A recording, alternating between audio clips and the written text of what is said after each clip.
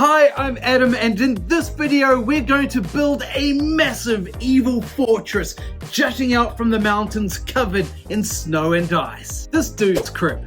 No, not that one. Not that one either. Patience. All will be revealed. The challenge is, I only have 2 weeks to do it. Otherwise, this guy can't feed his family. But more on that later. For now, let's get building. For the base, I'm going to use this sheet of polystyrene glue to MDF. And it's actually an offcut from a previous project where I got the measurements wrong. It's only showing some superficial damage. So I'm going to build up the landform using XPS foam.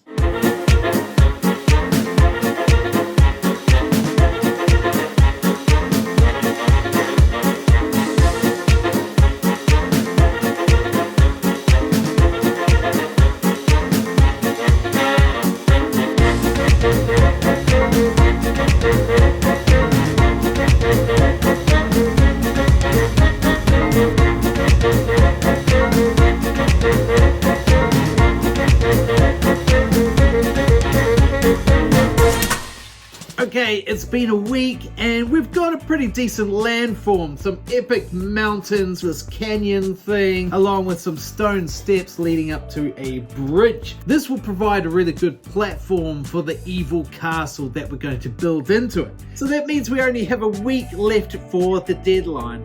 And there's still so much to do. So let's put this aside for now and get into some slice and slot goodies. Ugh. But wait! What is Slice and Slot? And why the crazy deadline? Well, you see, my buddy Albert from Microforge Minis launched his new terrain building Kickstarter, Slice and Slot Desolate Dungeons. And I put it off and now I've missed the launch. Which is why I need to hustle and get this project done before the campaign finishes completely. So I haven't just been carving foam. I've also been printing a whole lot of these awesome resin pieces. So it really is lucky that Elegoo sent me this awesome brand new Saturn 416K resin printer, along with a whole lot of resin. Thank you, Elegoo! It's a good thing too, because I needed to do a lot of printing. The spiky metal detailing on these pieces should really emphasize the evilness of the fortress we're building. But the thing is, they are designed to work with 10mm thick sheets of foam, which need to have a brick pattern carved into them. So yeah, that's been another massive time drain this week. The Slice and Slot system comes with the super handy Score-O-Matic 10,000 for scoring in the brick patterns, but I still find it takes roughly 30 minutes to completely texture each sheet of foam. Along with the Score-O-Matic, Slice and Slot also comes with these handy foam cutting jigs. The idea is to use the jigs to slice out the required shape before slotting into place the corresponding printed piece.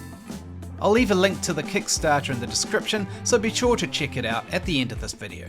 It's genius, and should really speed up the next stage of this project, which is building the fortress.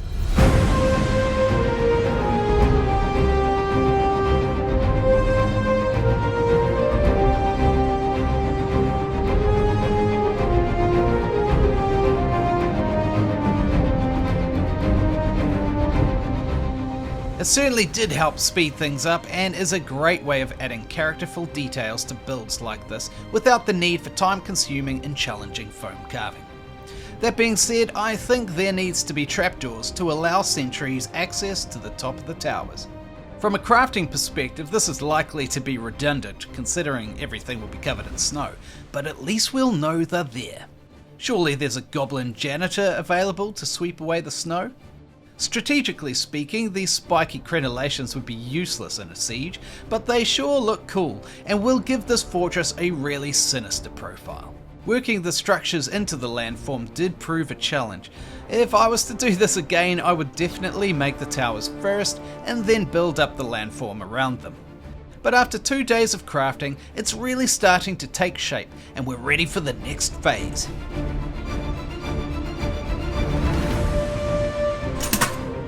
Well, I think this is looking awesome so far, and now it's time to start gluing on the rocks, and we've got 5 days to do it.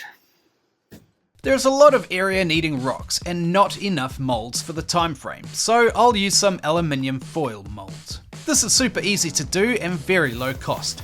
Simply take a sheet of foil, fold it in half, scrunch it up and then open it up again and form a rough bowl shape. And just like that we have mass production! Now let's make a bazillion rocks. I like to keep the plaster quite runny when using foil molds. It then runs into all of those little creases and is less likely to leave you with trapped air bubbles. Once set, we can smash the plaster into smaller pieces with a hammer.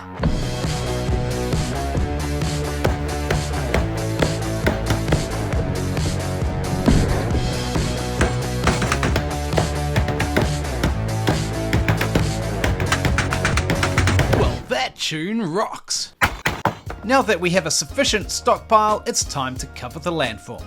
Mixing up the materials of bark and plaster rocks helps create a variety of textures and adhere in place easy enough with hot glue and liquid nails. It's kind of like assembling an insane jigsaw puzzle. The gaps between each piece is filled with sculptamold, which really helps tie everything in together effectively. But this is not quite enough texture. So I used PVA glue to attach some gravel and coarse sand to the base of the cliffs. These aggregates all need to be sealed in place. So I use a mix of Mod Podge and paint thinned with water.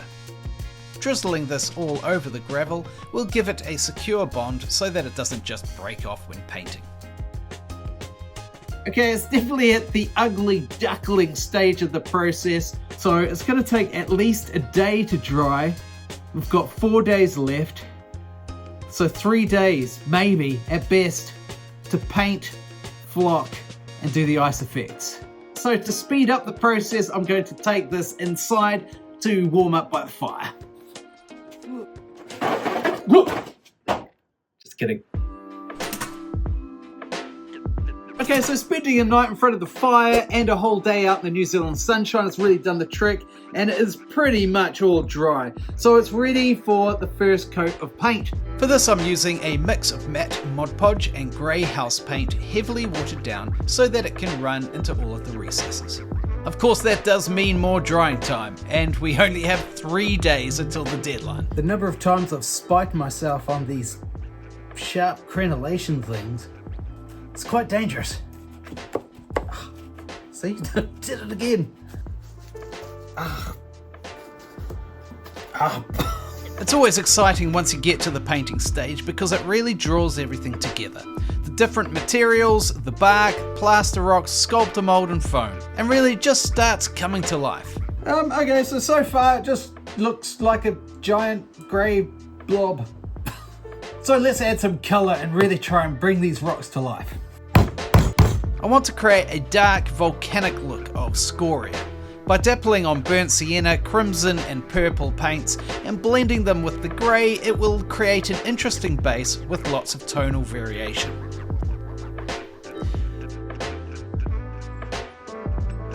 Okay, well it looks a little bit like it's been thrown up on by a very sick dog. So let's just really lean into that idea and add some dog vomit yellow, also known as yellow ochre. Flicking the brush like this creates more texture on the rocks with little spots of yellow. And finally I spray the whole thing with a mix of water and black ink. This darkens everything and adds depth to the recesses. Placing it close to the fire once again helped the drying process and gave me the chance to make some moody Mordor shots. So it kind of looks like a Jackson Pollock painting at this point, but I think I'll get a second opinion. Oh, what do you think? Well, not a great endorsement, but never mind, we're going to move on to dry brushing now, which will really bring this thing to life.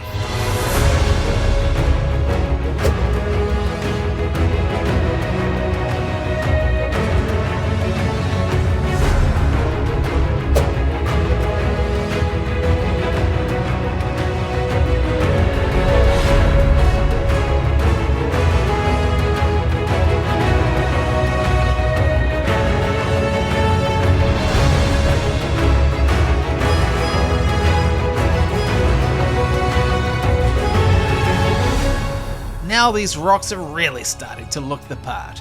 I want the areas of metal to have a grungy old rusty look, so started with the base of burnt sienna. I used a watered down mix of black and sepia inks to create a wash. Liberally painting this onto all of the rusty metal gives them a real grimy look and can be dribbled down the walls and rocks to create a realistic weathering effect. I want the fortress to look like it's been here in the mountains for eons, lasting through many winters and thaws, the retreating snow and ice depositing grime and dirty streaks down its cold stone walls. Dirty Down Rust is a great product for adding rust effects. Applying it generously makes all these bits of metal look seriously corroded. Well, I'm absolutely loving the look of this thing so far, but I do feel like it needs a little bit more detail. I'm thinking some spooky, ominous looking statues. So I scoured the internet and found tabletop minis, and they're wonderfully sinister looking hooded figure statues, which suit the setting perfectly. So I'm thinking they can go on either side of the entrance. The trouble is, I have made it a little bit difficult for myself because I haven't painted them alongside everything else, so I'm going to have to work really hard to try and match the colours. It's fine. Challenge equals growth. So I painted them with the same techniques I used for the rocks, starting with the grey and then mixing in the brown, red and purple, followed by a dry brush of grey. They're not bad. Now for some tufts. I wanted to add some more realistic textures onto which the snow will be applied, even though they'll mostly be covered anyway. Some will stick up through the snow like tussock, stubbornly clinging to a frigid alpine existence. As you can see, I changed my mind and I pulled off all of the tan and snow coloured tufts. And just stuck with the reddish brown ones because I think it suits the aesthetic, even though it's going to be covered in snow. Look, it's good to try different things in this hobby, even if it turns out to be a complete waste of time. A quick lick of glossy black paint on the sides for a lovely finish, and we're ready for some pre-snow cinematic shots. This is looking so good. It's got a really brooding and menacing dark sorcery kind of look. I particularly like this chasm, and presumably with orcs infesting this area, the locals would probably call it the Orc Chasm. To be honest, we really could just leave it as is and call it done, which would completely avoid screwing it up with snow.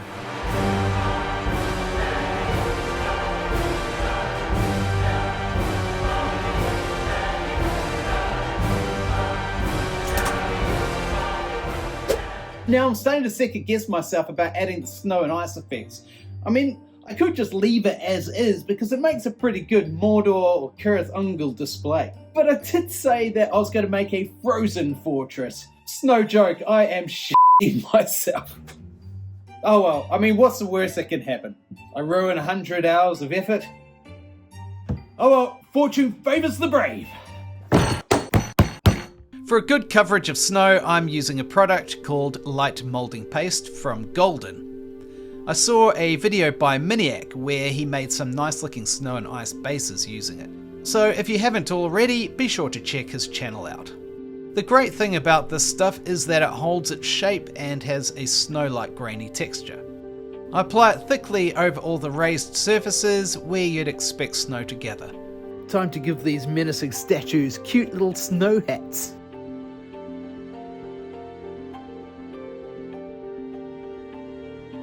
And our terrain is slowly starting to take on that wintry cold look. Well, we're almost finished and making excellent time. Absolutely crushing this deadline.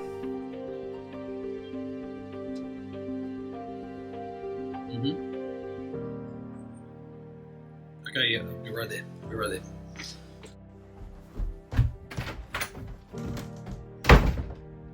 I had received a call from my daughter's school. She had been taken to the hospital after dislocating her kneecap. So after several hours in ED and finally getting her home to bed, I was back in the workshop. Poor thing, but she's asleep now, so we're on the final stretch to get this finished.